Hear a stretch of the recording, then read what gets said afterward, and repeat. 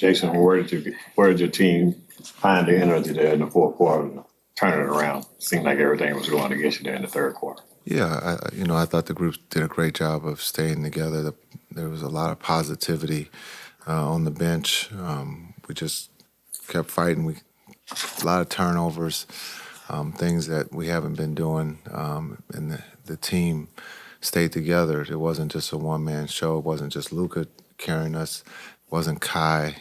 Spencer steps up and makes some big shots, but the defense, the group that was out there, getting the turnovers and getting the stops at the right time. Again, early in the season, we had those same opportunities. The ball just didn't bounce our way. Tonight, the ball bounced our way. It seemed like that challenge play went in you guys' favor because instead of you taking the ball out of bounds, you get 2 free throws and you end the game on a 15-5 run from there. Yeah, the challenge is tricky. It's not as easy as people think it is sitting at the stands and sitting at home, because now the play is extended. So it comes before the call or after the call, and they have 5 minutes to review it. We have 20 seconds. There's a lot of hope. And I think the fans need to understand that it's not as easy as just what you see on the big screen or at home. It happens before, and so that play, it's hard for a coach, because you got to trust your team and your review group, but you don't have time to fast forward or, see what happened before the hold or after what takes place. You can only see what happens at that moment. That rule is because of us in the Western Conference Finals against Minnesota. So, it's a tricky thing now because this thing gets extended. And so you got to be right. And unfortunately, they weren't right, and we got 2 free throws out of it. That's it? Cool. All right. Where did you guys find the energy there in the fourth quarter to outscore them by 18 points? Just play our game.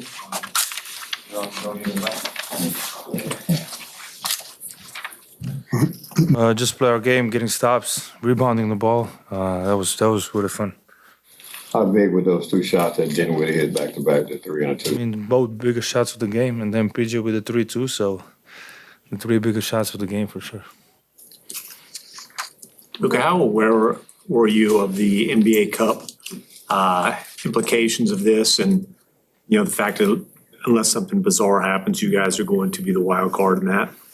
Yeah, I knew it. If we win, then probably we're gonna be the wild card. What do you think of that? What's that mean to you? I mean, it's big. I like this cup. I used to play it in Spain, so it was really fun out there. So I like this schedule. Luka, we could see it out there. Could you tell PJ, kind of bring up his intensity as well at the end of the game? Yeah, I mean, PJ always brings it. Just very positive guy. Keeps us together. We have so many leaders on the team. And the chemistry's off the roof, so we're just getting started, but it's fun. Luka, last week, Coach talked about PJ needing to play as well as he was while you're in the lineup. You're in the lineup. He has a massive game. What about PJ why does he fit so well next to you? It's not just next to me. He feels, next to everyone. I think he's great. Like I say, he's very vocal. He's always positive, and then basketball-wise, he can do a little bit of everything. He can guard. He probably guards the best player every night. And then rebounding. He had 7 assists today. Playmaking, scoring, and it was back-to-back 2 big shots. So we have all the trust in the world with him. ¿Qué tan importante, Luka, es ganar este tipo de partidos remontando contra buenos equipos en el camino a agarrar más confianza y sobre todo apenas regresando de la lesión? Sí, muy importante. Son muy buen equipo, así que una partida difícil y de volver de esa forma es muy bueno para el equipo. Obviously, you had the hot start in the first half, but what went into those kind of third quarter struggles where you guys were turning the ball over and missing shots? Yeah, I mean, I never seen we miss 14 free throws, 25 turnovers to win the game. That's rarely. Got to work on my free throws for sure. But just, this is a game of runs. Everybody going to have runs, especially like Memphis. They have a great team, great players. So you just got to stay in the game. you played in big games before, but what with the implications of the NBA Cup, did this feel any different than your regular season game? Yeah, for sure. I mean, NBA comes out different. I think the energy is different, and I think the crowd was really into it today. So I really appreciate all the fans coming, staying for this game. So it was fun. It didn't end up mattering because OKC won their group, but did you know what the point differential situation was? Yeah, I'll be the first in point differential for sure.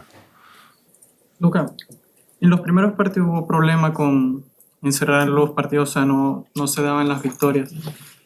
¿Qué crees que cambió ya que ha dado el equipo un gran cambio y últimamente ha tenido grandes victorias con grandes equipos? ¿Qué crees tú que haya cambiado? No hay cambio. Alguna vez vas a ganar, algunas no. Creo que yo y Cari somos de los mejores en acabar partidos, así que tenemos confianza de que podemos hacer. Luka, you mentioned tonight being a game of runs and having to stay in the game. How would you describe the fight on this team? Big fight, never give up. We were down, I think 12, but 15 I don't know how many minutes to go. And we just kept in there. We fought and we won. Kyrie's a guy that's been real consistent throughout the season. Is it odd to see him kind of struggle the way he did on the offensive end? Yeah, very odd. But just, I know everybody here looks just the shots.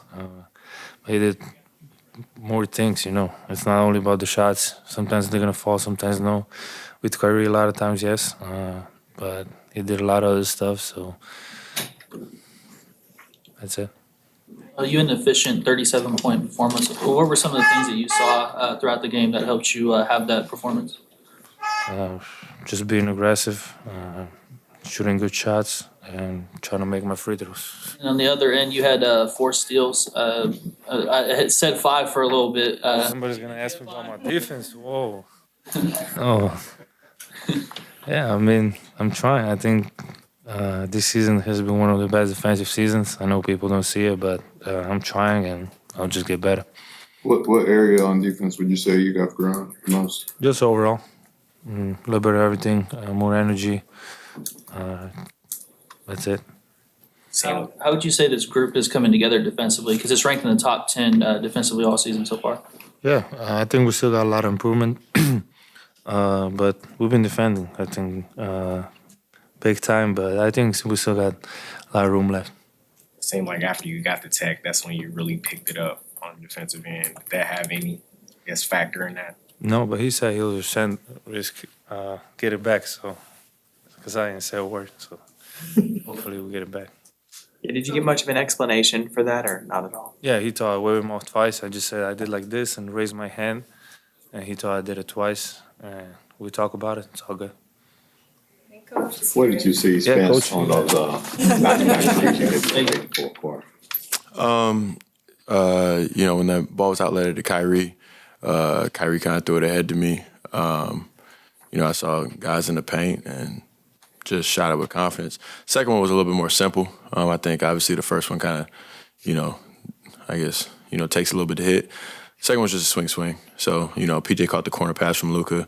Kyrie. Sorry, Kyrie made the corner pass to PJ. PJ just swing, and I was wide open. So that one you just step up and knock it down, live with the result. How did you guys turn this thing around? Because you had more turnovers in the third quarter than you had made field goals. Yeah, that was bad. No, I mean, we're a very resilient team. We believe in the group that we have. We think we have enough talent on both the offensive and defensive sides to make a run against any team. And it was just all about kind of staying together in that moment. What does it feel like to be in the midst of that when it does feel like everything's going wrong, when you keep looking up and it's another turnover, another free throw? How do you stay grounded? I mean, just keeping an eye on a big goal. We wanted to go to Vegas, obviously. So shout out to the NBA for the Cup game and adding that, extra layer of competitiveness. We didn't want to let the game completely slip away. From there, then it's just one play at a time. How much were you focusing on the Vegas implications? Obviously, you said you were aware of it. Were you, were you looking at the standings? Did you know what would happen with a win? And we didn't know everything, but we knew obviously to a degree because of the New Orleans win that if we won, we had a pretty good chance. So, approaching the game with that mindset. And again, shout out to the NBA for adding another layer of competitiveness in, November, December. And so we really didn't want to let the game get away. Like I've seen games in the past that are early in November, December, stuff like that, and you maybe have a bad third quarter. You just say, you know what, we got a road trip coming up. Like it is what it is. Obviously, we're playing for something meaningful, and that didn't happen tonight. You've been on different teams before. Do you see this team kind of embracing adversity? You guys have dealt with injuries, close losses. Tonight was a roller coaster. Like, Yeah. have you seen this team kind of evolve in real time? Definitely. I mean, I think everybody's watching it, right? I think, you know, at the end of the day, to win a championship, we're going to need to be blessed with health, and we're going to have to get a core group that kind of gets to coalesce and grow together and get better, you know, because we can't solely rely on depth, but especially getting through the season, that's par for the course. Like, you know, you're going to need that. Spencer, how are you different this time around, physically, mentally, as a teammate here with the Mavericks? How are you different now? I don't know. That was a very good question. I mean, yeah, that was a very good question. Obviously, a lot of bad stuff happened to me, but I don't think it really changed me as a person. I would say probably not, also because I'm a little bit older too. Like if all that bad stuff had happened and I was like 19, 20, you know, just getting into the league, I'd probably be a little more jaded. The funny thing is, like when you're a little bit older, you kind of sometimes see the punch, and then sometimes you still see the punch and get knocked out. So, you know, that's kind of what happened. But I don't think it, you know, changed necessarily who I am as a teammate. I think, you know, the one thing about the Mavs that I've loved and appreciated from day one, it's just the camaraderie, you know. And I've spoken to it before. I think bFb-Kidd does a great job of communication, which has a trickle-down effect of guys, you know, knowing their roles and, you know, being better teammates because of it. And so it's a pleasure to be around, you know, friends. You said that doesn't change you as a teammate, but what are some of the lessons learned, or how did that affect you personally? I ain't gonna lie to you, man. I'm somebody that likes to go out on my own sword, so I'll deal with the consequences of whatever it is as long as I feel like I did the right thing or what was true to me. I feel like I did that. I got basically destroyed for it in terms of character and some pieces of legacy. And obviously, again, like I'm not a Hall of Famer or anything like that, but in terms of what I had built, which was a pretty solid starting career in the NBA. And so you take it on the chin. I didn't do anything wrong, still feel that way to this day. But it's nothing you can dwell on. You move forward. Like the past is the past. Like you keep going. And like I said, like every experience from after that, you know, Lakers, Mavs, et cetera, and whatever is in the future, I'm supremely grateful for. I love my time there. I love my time here, as I've always said. And, you know, you keep pushing. Do you feel like this season, especially these last 2 to 3 weeks, getting back the reputation that you should have? I mean, again, right, like it's tough to say, you know, you don't even know if I'm going to be playing when we're fully healthy. You know, I signed on to help a team win a championship in whatever the form that is, whether that's, you know, big bro, or whether that's, you know, 20 points, or whether that's 10 assists, or guarding Ja Morant, or anything in between, right? And like I said, I think playing meaningful basketball at this stage in your career is probably the most you can ask for. I've had a ton of fun. Obviously, I want to stay in the rotation. Who wouldn't? But, you know, you understand things come with it. Like, that's the league, and that's being on a talented team and understanding all that. But, again, like, my focus is being here and trying to help the team win, actually, a cup championship and a real championship. Yeah. Resiliency. I see your shirt says "Proud Dad." Yeah. Older, how will you kind of instill that into them? Oh, man. Proud Dad's actually Theo Pinson's brand, so shout out to another Mav. You know, that's my dog, so supporting the family. And I think, you know, I have 2 boys. I think one thing that, you know, you notice growing up as a young man, like, you're not going to really be given much. I think they'll obviously have a leg up because of who their dad was, but at the same time, like, you want them to experience getting knocked down and getting up. Like, you want them to be resilient. You want them to have good character. You want them to not quit and all those stuff. So, you know, in a lot of ways, when the time comes, I actually have to be kind of hands off, you know? It's just one of those situations where you never let them die, but you're going to have to let them suffer a little bit. And, you know, it may or may not be popular, I don't know, but I'd rather have, like, great men than guys I just carried. Back to the game, how do you win a game like this against a team that won 6 in a row and you turn the ball over 25 times? Yeah, obviously the free throws helped. But again, like, we're resilient. We're a group that genuinely believes we can win any game. And like I said, the extra layer of competitiveness of the cup for sure. So, you know, we didn't let go of the rope. But just overall, like, we believe any given night we got the best player on the floor. Any given night we got the best closer on the floor, and those are two different people, right? We might have the best shooter on the floor, which is the third person, the best lineup of rim protection, which is two other people, right? I'm, you know, naming people that, and then maybe one of the more versatile defenders in the league, which is a different person altogether. So, you know, we've got a lot of people, man, and we believe we can win. Spencer, go ahead. I know there's still more work to do, but what would a cup championship mean for this team? I think, you know, just building. And I ain't gonna lie, I mean, obviously they paying, so. Hey, listen, I'm playing for free this year. Spencer, so with your first stint with the Mavs, you had that stretch after the new year, hit a couple of game winners. Tonight you're hitting some big threes. Yeah. I know the roster is super different from what you had there in 2022, but what about returning? Is there a sense of you're more comfortable? What about this return has been so beneficial for you in this early season so far? Yeah, no, I mean, definitely comfortable, familiar with, you know, how to play with Luka and Kai. And again, we're a great team. And as far as shots like that, you know, I described it before, like, all you're trying to do in those tight moments or whatever is make the right decision. And if you trust your work and you're genuinely trying to do the right thing, then it's a make or miss. And so I think, you know, some guys get flustered or whatever, all that other stuff. At the end of the day, I know how hard I've worked, and I'm trying to make the right decision. So you step up and shoot, or you pass it, or whatever, it may be a turnover, maybe a missed shot, but I'm not doing that for anything other than trying to win the game. I'm not doing that for a flashy pass or for a heroic shot or anything of that nature. It's just, you know, I saw the game. Like, even the tougher three, which was the one in transition, Kai kicked it ahead.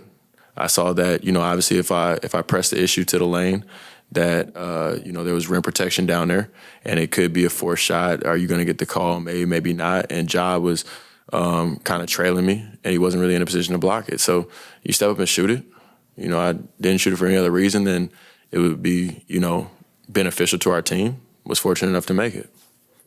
And you briefly touched on it, kind of the reality of when this team's not full, when the team is fully healthy, how you said you might not know if you're going to be in the rotation or not.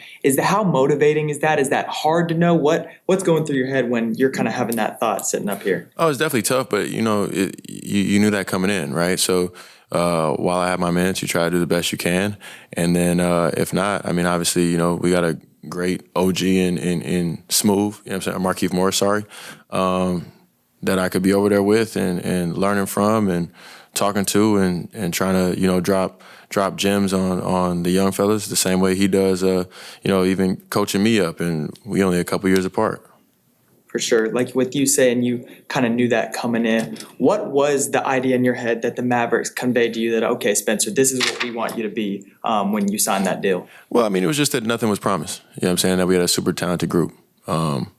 You know, you get what you earn, which is, you know, all you can ask for. How do y'all win that game? Appreciate it. Thanks, Mr. As many missed free throws and turnovers and just the way it went down the stretch. It comes down to grit, you know.